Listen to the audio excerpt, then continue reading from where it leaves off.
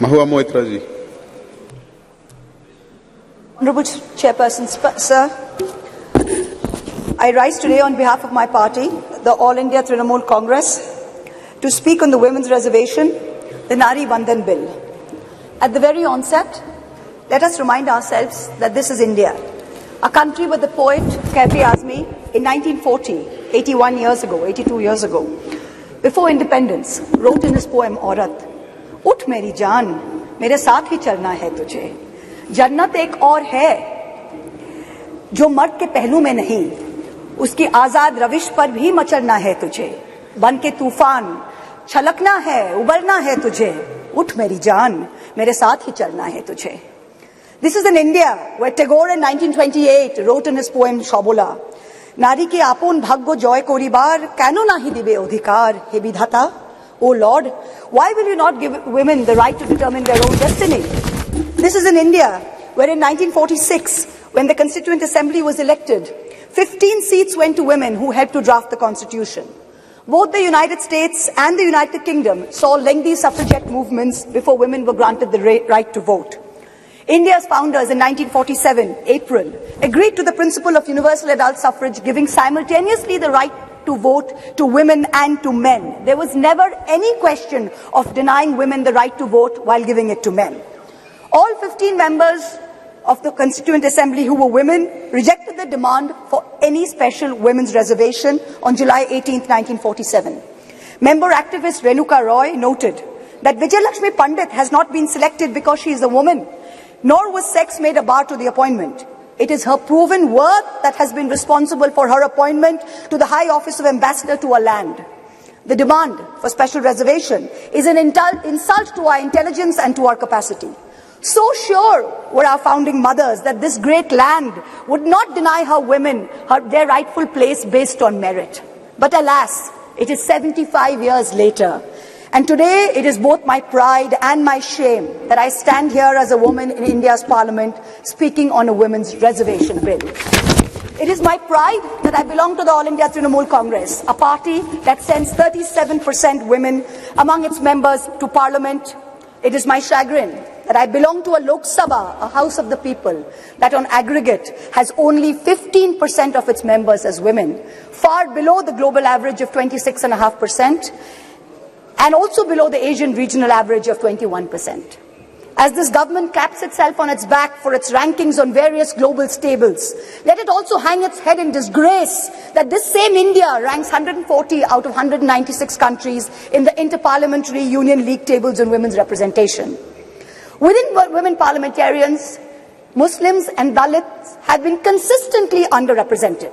From 1952 to 2004, only 8 Muslim women were elected to India's parliament, to the Lok Sabha, many of whom served multiple terms.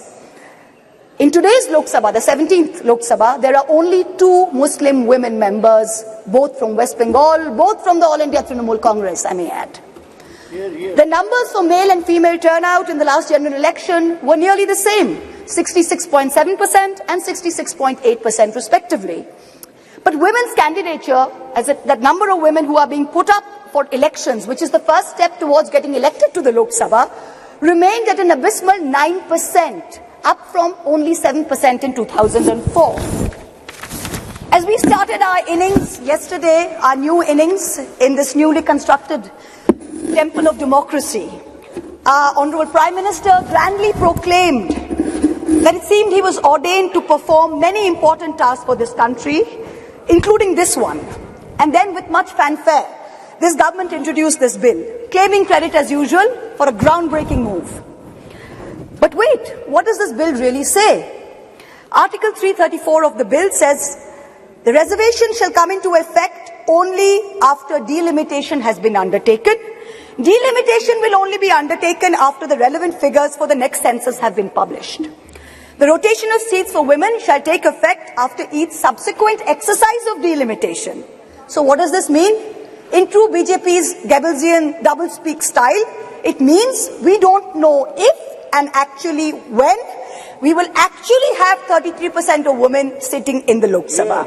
Because number one, the date of the next census is entirely indeterminate. Because of this, number two, the date of the next delimitation exercise is therefore doubly indeterminate. It is also controversial, as my esteemed colleague Kanimoji from the DMK spoke. She said, according to the data, we will have an increase of 0% in the number of seats for Kerala, 26% for Tamil Nadu, but a whopping 79% increase for both Madhya Pradesh and Uttar Pradesh. So women's reservation is dependent on two totally indeterminate dates. Can there be a greater jumla? Forget 2024. This may not even be possible in 2029. We are being asked time and again, do we support the women's reservation bill? Trinamool Congress is bill ko support karega ya nahi?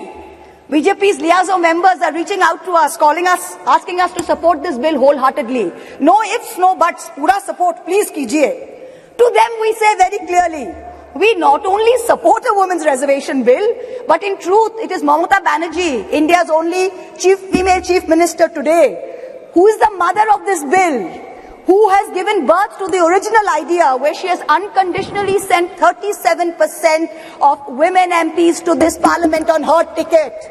What you have brought here, what this government has brought here today is not a women's reservation bill. It is a women's reservation rescheduling bill and should be renamed as such. Its agenda is delay. Its agenda is not reservation.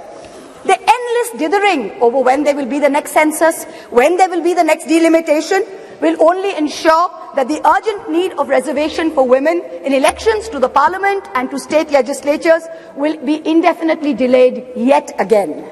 Alas, this is not the historic bill that it is being touted as. It is a sham.